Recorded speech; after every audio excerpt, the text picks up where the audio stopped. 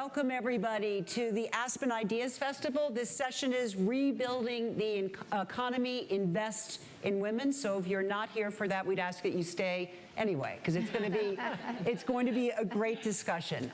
So welcome everybody, and thank you so much for being with us. I'm so excited to introduce our panelists, and before I do, I just want to set the stage a little bit about what we're talking about. Go back to January 2020. It was an incredible moment for women in the economy, actually. It was the second time in U.S. history that more women held paid jobs than men. And then March came along, 2020, we all know what happened. Our world turned upside down, and there was something that developed that we call the she-cession. It was the recession, but it was so much driven by women that it was coined the she-cession. And we're going to talk about all of that in a moment, about what it means to reemerge from that. Are we emerging from it, and what does it look like? So let me begin all the way down.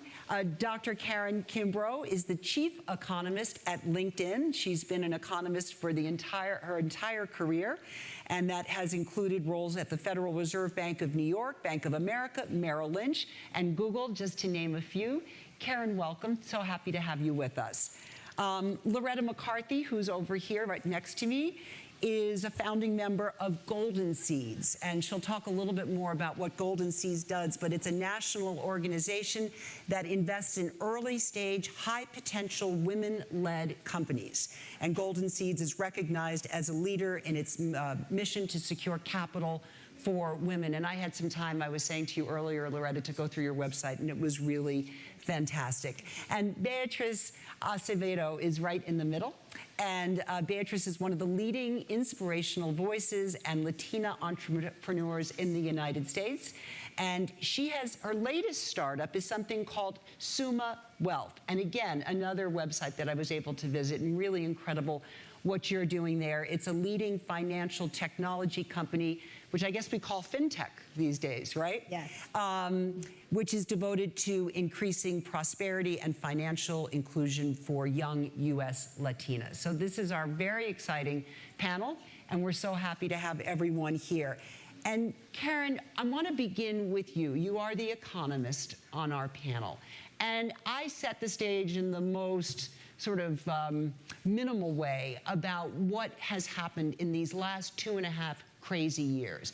The headline seems to me that there are so many jobs that have been filled, but there's all of these terms, the Great Resignation, she-cession, all of these terms that are being thrown about. First of all, would you do a little bit better than I did in defining what the she-cession is, and place us? Where are we now, here, June 2022? Sure, absolutely, and thank you so much for the introduction, and you did a great setup, because that was indeed the case. At the beginning of 2020, it was a banner moment for women in the workplace. In some ways, their levels of employment were outpacing men, and it was probably, as you said, one of the 2 times that we'd seen such a kind of accomplishment for women. And then, of course, the pandemic hit, and it disproportionately affected all the things we know, all the face-to-face kinds of roles, and generally the pandemic, because it was an economic shutdown, completely, distorted the labor market. And by closing schools, closing places where elder care was provided, a lot of the extra work was shifted to women who were already working, as we know, and I'm a working mom myself. And so we saw in our data at LinkedIn a really dramatic fall off in women's employment, in their hiring, I should say. So we saw women who were no longer applying for jobs, no longer being recruited by recruiters, and perhaps because they just weren't responding to outreach, and weren't changing jobs. It was as if they were sort of just stepped back. And it was a 2 to 3 percentage point change, a decline in their kind of activity level on our platform, but also just in the numbers. We, of course, had 22 million people unemployed, many of whom were women because they worked in these face-to-face sectors of retail, and entertainment, at concert halls, venues, all the sort of service sector jobs that require a lot of close contact. That was shut down. So what that meant for women was they were either out of work, obliged to do work that required something that might have not felt very safe, or they were, basically trying to like homeschool or take care of parents. And it was a lot. We saw all this burden shifted onto women. And then there was a comeback, right? The comeback was that we started to see a recovery. It really ramped up in 2021. And we saw a lot of hiring happening, a lot of also job shuffling. We call it the great reshuffle at LinkedIn because we saw people quitting and getting hired elsewhere. And so there was sort of a new dynamism in the labor market. Women were part of that recovery. But the truth is that by February of 2022, just this year, men had finally recovered to their pre-pandemic level in terms of where they are in hiring, in terms of where they are in employment. Women have not recovered. There are still hundreds of thousands of women missing from the workforce because, as we know, there still aren't vaccines, or there weren't vaccines until recently for everyone, and because the job sector is shifting around so substantially. So where are we now? We're at a place where women are, of course, resilient, brava for them, but as some would say, do they have to be so resilient? Is that required? And we need to see, I think, and I really want to hear my co-panelists speak to this, but we need to see a way to make, wow, hear the thunder, as I make my final point. Right. We need to see, we need to see a way to make work for women. And I would love to hear what my co-panelists, what you're about to ask us to speak on, but that would be my first line, is like, we're not back yet. The economy is incredibly strong in terms of the labor market, but we know that there are some clouds and thunder ahead. That well done, Karen. Well done. Excellent. I was about to say we planned that. Beatrice, we also know that yes, women at large were impacted, no question about it, but it was uneven. Women of color really were hit incredibly hard. Can you talk a little bit about where women of color now are in terms of this recovery? Sure. Well, we saw from the pandemic that, women of color were not only the hardest hit, or communities of color, when it came to deaths, but also with economic hardship. And it's still true today. Women of color left at a 50% faster the workplace during the pandemic than white women. And they have been the slowest to get rehired again. That is kind of strange to me when you see that there's 11 million jobs unfilled in the United States, and there's still so many women, and particularly women of color, not rehired. So where are we? I mean, there's still a lot of disruption with post-pandemic, because we in our communities are highly responsible for we are the CEOs of our companies, but we are also the CEOs of our households, as many women are of any demographic, but we tend to live in multi-generational households. So for example, even though my mother is a college-educated PhD woman, she lives with me since my father passed away. So every doctor's appointment, anything important regarding her mental health, she depends on me physically and psychologically. I can have an Uber take her to an appointment with a psychiatrist, but she wants me by her side. So I need to leave things that I should be doing as a CEO of a startup to be able to attend to my mother. Now I'm in a privileged position compared to other women of color, and certainly Latinas, but there is a double toll on us when we do live in these multi-generational households. I am a mom too. My two twins are in their senior year in high school, so a lot of drama around applying to colleges. My own mother, our dog, husband, there's so much going on. And then, a lot of us decided that in a time of crisis and in a pandemic, maybe if the not flexibility of work doesn't apply to us, maybe we should start new companies, which sounds a little crazy, right? It's like, oh my gosh, in the middle of a pandemic, this lady decided to launch a company. I did. But at least it gives you a little bit more flexibility than if I was a CEO for hire at another company. So I think this crisis has given a lot of room to entrepreneurship, particularly to women. It is Black and Latina women launching the majority of companies today at a 50% rate higher than anybody else. But there is a big but here, right? The clouds and the thunder. We are also the ones who get the least amount of capital to grow the businesses. So against all odds, right, we get the least funding. I would love to talk about equal pay at some point in the solutions. I promise we're getting there. But, you know, if you are an entrepreneur, you also struggle a lot. No, just to put it in perspective, women in general have a harder time raising capital, right? It's about 63% get the no's from raising capital. If you are a woman of color, it is 98% that you get a no from raising capital. If you are somebody like me who happens to be an immigrant, a Latina, somebody with an accent and over 50, it's less than 1%. So 99% we hear no when we try to raise capital, yet we are the ones launching 50 times faster companies in the United States. And this is something that benefits all Americans. We are employing people in jobs, we are paying our taxes, we are contributing to the economy. So, you know, we are at a place where, to your point about being resilient and about being creative, if we're not invited to the tables, if we're not being rehired to the jobs we want, we've taken it upon ourselves to launch our own companies and continue with that resiliency and continue to try to thrive and to survive. And I want to make a note, because this is really important. And Beatrice, thank you, because it sets up Loretta perfectly. Because you are someone, Loretta, who is investing in women-led companies. And what we have seen, which is while women, exactly to your point, were home, they decided, I have a great idea, I will open a company. And that seemed to have happened in record numbers. You're the expert, you're on the front lines of this. Talk to us a little bit about what you're observing in terms of this transition to entrepreneurship. Thank you, Perry. For those of you who don't follow all the data about women-owned businesses, today women-owned businesses are at least 42% of all companies in this country. So think of it. A huge, and 15 years ago, that number was 27%.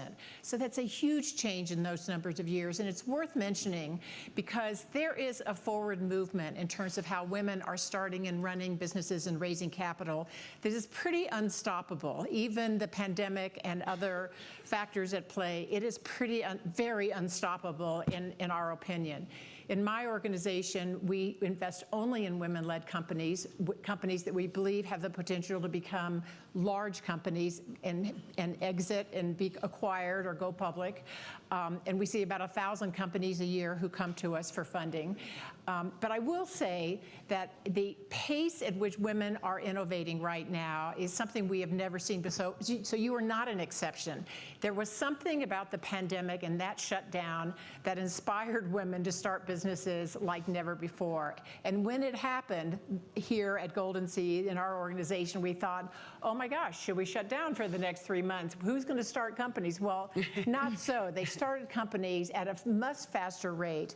And it also is influenced, I think, by the fact that women, there's a whole generation of women who are starting companies partially because they've been in the workforce, they have these ideas, they have their credentials, their education, all of the things that are influencing them to get an idea and go get funding. That is a trend that isn't going to stop anytime soon. We were very helped during the pandemic by the fact that the stock market bounced back at that time really quickly and stayed with us. It helps because those people who fund companies, such as those in our organization, they have to feel pretty good about their own capacity to continue to invest. And when the stock market bounced back, we thought, we're okay now because the appetite to do these investing picked back up and it was okay. The period we're going into, it may change, but we've been okay during this time. And that's a great point because it's a good transition to the period that we are going into, which is a lot of economic downturn. So I think that there's a lot of this conversation is about how everything is getting better, getting better, but there's some real forces working against people at large, but women in specific. And what I want to say, Karen, before I let you answer is just to let everybody know that we are going to have an opportunity to ask our experts questions. I want to go through sort of what the challenges are and what some of the solutions are that you're thinking about, and then we will open it up to questions. So with that in mind, Karen, go ahead and talk to us a little bit about what's going on now and how we can better support what are the challenges that women are dealing with? Sure. So I want to first echo this point about entrepreneurship. We saw it in our data as well. We were like, wow, women are founding companies on LinkedIn at a much faster rate, like a third faster than men. And that was wonderful to see. I do think, to answer your question, Perry, I do think a lot of that has to do with like, the necessity of being like, work isn't working for me. But I'm smart, talented, I've got a great idea. And so women are striking out on their own. I would have not been surprised as an economist to see entrepreneurial rates pick up in a recession. That typically happens. So that part to me wasn't a surprise. I was happily surprised to see women leading the way, but to me it sort of suggested that it's because something wasn't meeting their needs. The traditional workforce maybe wasn't meeting them where they were. So to answer your question, Perry, like what is going on is I think one, there's a need for flexibility. I'm really speaking generally also just about the corporate workplace, but there's a need for flexibility. Women want it. When we look at LinkedIn, we see that women are 25% more likely to choose remote work options. It's across the board. And that's because they're looking for that flexibility. We see that women are underrepresented. Do you worry, Karen, at all about remote working, that women are more overrepresented in remote work and men are more overrepresented in in-person, and does that impact leadership opportunities? I think I do worry about it, and I worry about it not just for women, but also for people of color. And I think once, it's great, this idea that we're going to have this open access, and I used to say it's a democratization moment, maybe more opportunity for people who don't live next to a tech company can work at a tech company, even if you're living in North Carolina or Atlanta or Chicago. But I do think at some point we are tribal. We know the faces we see in the room that we're with, and so it could be a disadvantage in the future if you're permanently remote. So I do worry about that. I also worry that when we think about women in leadership, our data show that at the beginning of your career, at the entry-level point, women are about 50% relative to men. And then there's this huge drop-off by the managerial section of your life. And women are then maybe only about a third of the cohort. And then you get to the CEO or C-suite level, and women are only a quarter. They're 25% of the cohort. So they're dropping off along the way, and that kind of worries me for two reasons. One is because I don't want to see them drop out, and two, because that means when the decisions are made about how do we create flexibility for women, how do we create childcare infrastructure for them, how do we make sure that they're getting the same opportunities as men, women aren't in the room to make those decisions. It's a great point, and Beatrice, you brought it up as well. First of all, equal wages. We're talking about some of the challenges, but also the U.S. is only one of a handful of countries that doesn't have paid leave for childcare. That has real impact. Talk to us a little bit about some of those actual challenges that we are dealing with here in the United States.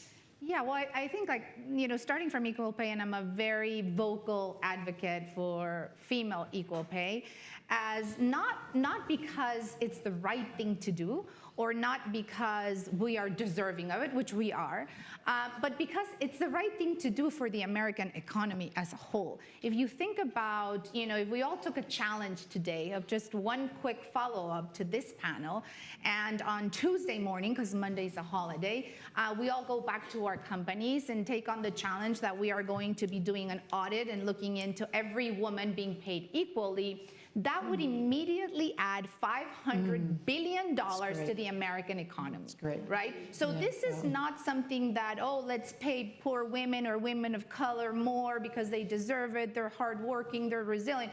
This is a problem for all Americans and for America as a whole, particularly in the time that we are today. It's something that we could fix immediately. And yet, we never get to that. I mean, the data that I have very close to my heart as a Latina woman is, all women are not paid equally, but certainly women of color are at the bottom of that list. And as a Latina woman, my husband, just to put in perspective, we are going to be this year is the worst year in history of equal pay for Latina women. We're at 49 cents to the dollar of what a white man makes. Yes, last year was 59, so we lost 10 cents in 1 year. That Beatrice, can you say what white women are compared to that? I think white women are about 60 something. Yeah, I think it's significant. Cents to Karen, the do you know- dollar, and then it's Black women, Native American women, and at the very bottom, it's listen. We all, as women, say there will be no, real equity until we are all the same. So I'm not advocating that this group is less, but there is definitely a very big difference when it comes to women of color. So in our productive careers, out of the 40 million Latinas that live in the U.S., we're going to make about $1.2 million less than men. So for example, that, to put it into perspective, my husband, who is not a man of color, is going to be able to retire at year 60. I will be able to catch up with him when I am 120 years old. Oh, God. Like that's because you hear like, oh, well, what's 43 cents, 45 cents, $1 million? It means I have to work 60 years more to catch up to him. Now, for people whose minds are going into a little bit of unconscious bias, thinking, oh, of course, it's because Latinas are the nannies or the housekeepers, that is completely incorrect. The biggest wage gap that we have with equal pay is with Latina women with bachelor's degrees. So even the data shows that if you go to an Ivy League school, study the same exact career, even as a Latino man, let's not even think about white men, we are still going to be making less. So, obviously, that is a big problem for everyone. And if people here say, I'm not a Latina, this is not my problem, it is a problem because those $500 billion could be going back into the economy, could be going back to better schools, it could be going back to healthcare, it could be, it's good for all Americans. And this is a very young demographic that's going to be responsible for carrying Social Security and retirement on their shoulders for all Americans. So I always say, our youth, which has never been more multicultural than today, needs to do well for America to do well. No, absolutely. And it's such a good point. And Loretta, first of all, I want you to have an opportunity to add to anything that Karen and Beatrice said, but also there was something really interesting when I was doing the reading on your site about the fact that women were not only turning to entrepreneurship, they were also becoming investors in early stage women-owned companies. Can you talk a little bit about that? Thank you, Perry. I'd love to tell you about that. One of the really remarkable things that has happened over the last 15 to 18 years is that in numbers that we have never seen before, women have jumped in to become angel investors. So just the world of angel investing is early stage venture capital investing. It's about $29 billion a year that is invested in startup companies. So it's a big asset class. When we started Golden Seeds in 2005, there were only 5% of the people who were angel investors were women. So women were not participating as investors, and they were also, therefore, not participating in capital formation as companies getting funding. Not solely because of that, but women weren't participating. So it is quite thrilling to see that there is this, you can call it the baby boomers in a lot of ways, these earlier women who, of which I am among them, were really the first group of women who were at the front end of earning enough capital to be able to consider doing this investing, having professional networks that prior generations of women did not have, which come very much into play in all the work that we do, and also having the skills to even know how to evaluate and support the companies through their growth. So today, I said to you earlier that 5% of all of the angel investors 18 years ago were women. Today, it is 34% of the 320,000 angel investors who are women. So it is, to me, it is that leadership from women that have played a very big role in creating the conditions so that when women entrepreneurs come along seeking capital, at least and it's not solely in our organization, it's happening elsewhere, they will be seriously considered. Hopefully they are treated respectfully and have a real shot at being funded. So it is quite thrilling. At some point in our organization, we say it really is an entire generation of women who are now leading the way to ensure that the next generation and next generation of women are seriously being funded. Can I add to that? Sure, just very of course quickly? you can. So that is amazing, and I love to hear those numbers. Unfortunately, it's hard. Again, I'm going to go my hat again of women of color. to be an angel investor, because for the most part, you need to be an accredited investor. Right. So do you guys know what that means? Yes, so you need to have a net worth of $1 million, not counting your home. So that certainly puts a lot of us out of that range. But the great news is fintechs now have democratized that, and you're able to start investing with $1, with $5, right? Fractional shares. And I think what we need most in our communities of color is to have that information, to have that education. It's my biggest dream to see, our diverse communities go from being such amazing consumers that we are to now being owners, to being shareholders. So what products do you use? What do you love to do? Teach your children that, right? Instead of maybe getting them 5 gifts over the holidays, maybe some are those stocks from the companies that they love, and you teach them what that means and how they grow. So I think we need to shift that now that the opportunity is there for anybody to be an investor outside of angel investing. It's very, very critical that we don't fall behind without having the information, and particularly women of color who have been a bit more behind on that. Yeah. It's an excellent point. And Beatrice, thank you, because the last round of questions that I want to ask is really to be sort of very focused and solutions oriented about what we can do to move this forward. And fintech as one of the solutions is really incredible. And again, lots of information available on your website about that. Karen, talk to us about what we can do to help propel women in these new ways to help give them and bring them the equity that they deserve, that we deserve. We do deserve it. Sure. So I would say when we survey our members, and there's 830 million of them worldwide, so about half of them should be women, the number one thing that keeps people in a job and makes them feel attached is that you are investing in them. So I'm 100% behind equal pay, just to be clear. But after that, I would like to see companies really invest in the career pathways for women and the opportunities. So putting them up for opportunities, it doesn't have to be called a stretch opportunity, it's just an opportunity.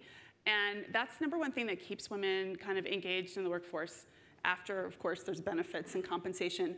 My other sort of hobby horse that I want to get on for a second is just, again, childcare. I think it is infrastructure for society, just like education is for children. And I think that it helps women a lot to feel that they have reliable, affordable childcare that lets them put that concern to the side and achieve on their personal career front. So flexibility, affordable, childcare, accessible, affordable childcare, and then finally, I would just say, really this investment in their career opportunities. Those are what we need to see. Absolutely. And Beatrice, you started on really what was some solutions. Anything else that you want to add to that solutions piece of it? I sat yesterday at a panel about your influence and the power of asking. And I saw a stat, and this was from a Yale professor who was a woman.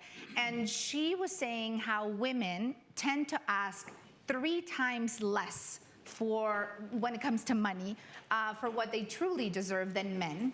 And if you are from a lower income background versus middle class, that number jumps to 7% less, right? So I do think that, as women rise to the top and we have the opportunity to be managers or mentors to the younger generation of women, that we give them that permission and that we let them know that maybe the way we were raised in older generations, I am over 50, so I'm certainly not very young. And I was Yes, raised. you are. I was raised in a way, in particular, so as immigrants, for any immigrants here, that you're supposed to be very grateful for what you're given. You're supposed to keep your head down, don't make any waves. We even have a saying which is mortifying in Spanish, where my mom and my grandma would repeat this to me all the time. It's called "calladita te ves más bonita," which translates to, when you're quiet, you look prettier. Right? It's horrifying. And to this day, girls are taught that. So can you imagine how hard it is when you are trying to negotiate your pay or your equity, you just feel incredibly guilty, and also that you're disappointing the way you were raised. And I've seen this in my own companies. The Latino men would exhaust me with their negotiating skills, and the Latina women would only be grateful and would assure me that they would work much harder with this promotion and never ask if there was an increase in pay. So I think that's something yes, everything needs to change in our systems, in our society, but there are a few things that maybe we can be taught and that we can encourage women and the younger generations to feel more comfortable. I'm still working on it. I am horrible at negotiating my pay and my equity primarily, but I try. But I still get a stomachache. It is such good advice, and I think that everybody in this room probably knows that. And what I would add to that is, don't say I'm sorry. Like, don't start every sentence with I'm sorry, but, because that's another thing that I think women tend to fall in that habit. Loretta, when you think about solutions, what is it that you want to share with everybody before we then will open it up to everybody's questions? Every single one of us has some opportunity frequently, hopefully daily, to shine a light on the talents of another person. And we're talking here about women, of course, but it can happen in our lives, in our families, and in our companies, and our businesses, and our lives in general. Giving somebody just an opportunity to show what they can do can be a complete game changer. And we are often, many of the people here who attend this festival have the opportunity to do that if they're just thinking about it. So when it comes to women, of course, it's mentoring, sponsoring, promoting, advancing, funding, whatever it might be, but just giving them the opportunity to show their stuff, and then they will shine. I've had the opportunity to meet a number of the fellows that are just arriving here at the Aspen Ideas Festival. And they are so bright-eyed, and they're so amazed that they're here. And I find myself thinking, somebody sponsored them, somebody recommended them, and this is a game changer just for them to come here, so that we can return that favor in countless ways. And those of us that are older just have the opportunity. We've lived long enough that we can think of creative ways to do that for other people. Thank you. Okay, question time. We have microphones, and we are going to start with Ashley. Right there. Please, if you feel comfortable now that I've outed you anyway, just introduce yourself and then go ahead and ask your question. Hi, Ashley Leeds. I've been a long-time investor in male-led companies and female-led companies. Actually, was once a member of Golden Seeds. I have a question. You've talked a little bit about some of the reasons for the ongoing intractable pay gap across all levels of employment. One being our chronic behavioral conditioning that we all go through as women, or we older women have all gone through. But what are the other root causes of this? After we've had decades of women moving into the workforce, maybe not ascending to the highest levels of management, but why is there still such an enormous, persistent, intractable pay gap? It's a great, Karen, do you want to respond to that? I do. I also see Loretta nodding, so I think she has something to say, but I'll share with you what we see. One is, maybe to your point about negotiating and asking, we actually can see on LinkedIn that women, a woman who does the same job as a man, same experience, even perhaps the same education, will showcase different skills than a man does on LinkedIn. So the man will say, I know this hard skill, I know this software, I have this technical expertise. And the woman is more likely to showcase soft skills, communication, leadership, which, by the way, are some of the most sought after skills on our platform. So they're not wrong to do it, but we do see that women behave differently. And I want to put my hand up right now and say, I refuse to say that the problem has to be addressed by women correcting themselves. Yeah, so I think, I won't do it. But what I will say is we do see that inherently there's the behaviors different. Let me answer your question. I think one of the things that's still missing, and I'm gonna get back on this hobby horse, is I think there are not enough women in the room when decision times get made who shut down conversations that go askew around pay or are not enforcing that we don't have unconditional bias when we start thinking about pay. I think pay is still way too subjective in many companies, and they're not going back and doing the true audit. Yeah. I think that's what's happening. There's not a true audit that's happening.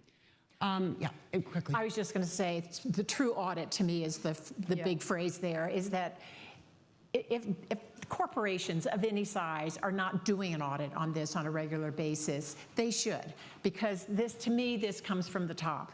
That if there is a point of view that there should be equal pay for whatever the variations must be in some cases, but if there is a mandate, then it will happen. But if it is just not being discussed or audited, if the data are not available, then it doesn't get discussed. In the UK, just to add that, they started to ask companies to publish where they were. Great. And daylight is a nice disinfectant, right? So Right. I mean, yeah, even for me, coming from Mexico, which people say, oh, this is a third world country, it was very shocking when I got to the US and I was like, what do you mean equal pay? Like, you would think that this is the country that has equal pay, because, there we would see it like a tabulator. I don't know if that's even the right translation, un tabulador de sueldos, which That literally works. was, if you're an executive producer, you make this. If you're a host, you're this. And yeah, you might get different bonuses because you won an Emmy or you did this or you travel abroad.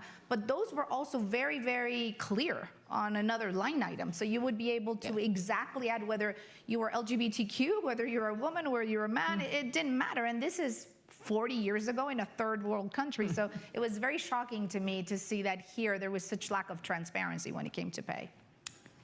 Yes, right here. We got the microphone coming. I actually have a question for each one, if I may.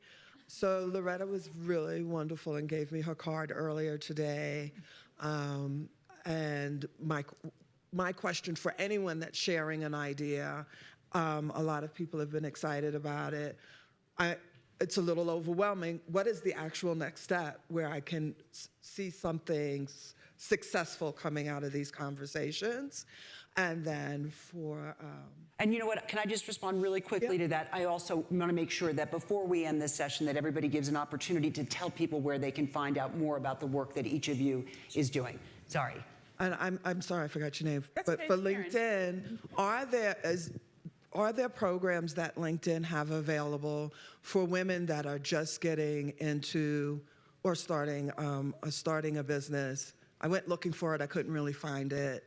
Some of the stuff is a little confusing, and I want to make sure I get to the right audience, and it can be extremely time-consuming. So is there something that's available? I think the And wait, fastest and you have a answer- third one? Oh, go ahead. Yeah. No, and I just wanted to ask you, because I am also over 50, and I'm a career EA, and I'm trying to start something that doesn't exist.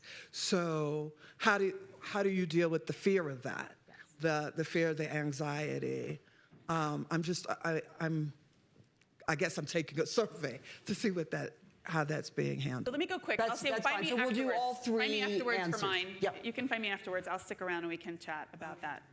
Sounds like- Yeah, I think just to, Thank even you, to Ken. add to the resources of LinkedIn, I'm on the board of the SBA, of the Small Business Administration, and my committee that I recently joined is really for amplification, because we've all learned that there's so many incredible programs that exist that nobody knows about, right? So even how do you get certified as a minority owner? That took me over a year. It was so hard to navigate. And then I learned that they could give you sort of like a person for free to do it for you. I was like, where were you when I was trying to do it? So we're gonna start a massive campaign there. Hopefully it'll reach you, but if not, please go on their website. Probably in a month, we'll have a very easy to navigate landing page, which will have all these resources, particularly for small business owners, micropreneurs, solopreneurs, helping you with all the free resources that already exist, right? And we are hoping to partner with LinkedIn. So that conversation is already going. So we're hoping that between both of us, we're able to do that together. On the over 50, listen, I'm always, I made a very big career pivot. So my background was in media and entertainment forever. I'm a marketing girl. And through the pandemic, we don't have enough time. I decided to make this pivot into fintech. So was it scary? Absolutely. I'm over 50. I know nothing about finance. This is not where my relationships are. But I felt that pain in my community, and I felt as a community builder and as somebody who can build brands at scale, I could make a change on what I perceived fintech was not doing right when it was to talk to our communities. So I want to be that case study for you to know that as scary as it was. And as I had all those data points against me, both of my rounds have been oversubscribed by women of color, right? So I am less than that 1% that gets funded, but I am here, and I did get funded. Like an icon in our community says, Dolores Huerta, si se puede, yes, we can. It is possible, right? You only need the passion and you need the perseverance. So I encourage you to go for it. Loretta, your question. I'll just make it really quickly. Did you tell me you're in Florida? Yes. Florida. So find out in addition to the SBA, find out what's available in Florida near you somewhere, because there often are accelerators or incubators or places you can go. Even if you don't join them, you learn something every time you have a conversation. The other quick advice is surround yourself with some people who care about you, care about your success, and can give you some support, just to be like your own personal board of directors for your own startup, because having advisors around you is just priceless. And I also find, just to add, that women love to do that and love to be supports and love to pay it back. Yes. And so don't be afraid to ask. And I think we have time for one more question. Hello, everyone. My name is Samir Maldonado, a Latina as well, and I own a co-owner of Rice's Brewing Company. Just to give you a perspective, we have only 0.67% of Latino owners in the U.S. So out of like more than 9,800, there are only like 66 breweries Latino owned, but also women is like 0.2. So I'm within those, and I'm very happy to do so. I have a question. As you mentioned before, we don't know and we don't have the information. We are not getting the information about investment or how to invest.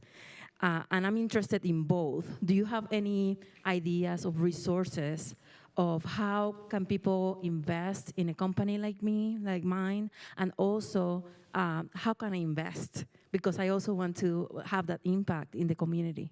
Thank you. That's a great question. And what I would ask is, however you respond to somebody, please just to tell where they can find your information as well. Yeah, I'll do a quick plug to our company, and we have a Suma Academy, which is a nonprofit and all free courses that will teach you all the different ways that you can start investing, and we also have a free Dinero Bootcamp. So it's sumawealth.com. And then for somebody to invest in you, I'll leave that up to you. So goldenseeds.com, and if you'd like to come up afterwards, I'd be happy to talk to you further about it. But it has information for both entrepreneurs and also how to be an investor with us. I'm not able to answer your question, but I can just say generally a lot of the insights we have around gender, around women's skills in the digital economy and how they're underrepresented in digital and the green space, all of that we do reports on. And it's all found on economicgraph.linkedin.com. So economicgraph.linkedin.com. Okay, and I hate to do this, but I'm going to do it, which is, in the time that we have remaining, I'm going to give each of you about 30 seconds just to give a wrap-up final thought that you'd like to share with everybody. Karen, I'm going to begin with you. Okay, 30 seconds. So I think what I would say is women have started to come back, but I think, as I said earlier when the thunder struck, that there are headwinds coming. Like, we are going to have a lot of rate hikes. It is going to be an environment of slower growth. I'm not going to say that we're going to have a recession, but we're going to be in an environment of slower growth. The stock market will probably have a lot more volatility. I'm looking at Loretta, she probably knows all about that as well. And so that means that there are going to be more headwinds, and there's going to be more opportunities for people to say, well, I don't really want to prioritize this, they're going to call it niche group of women or whatever it's going to be, and they're going to stick to what they know, which might be the cohort that's traditionally been supported. So I think we're in a period of time where we need to kind of continually advocate that the focus needs to remain on ensuring that women have an equal role in leadership positions, are equally included in the workforce at all levels, and are getting that access to funding. Beatrice? Yeah, so we said before that invest in women because we are good for the American economy as a whole.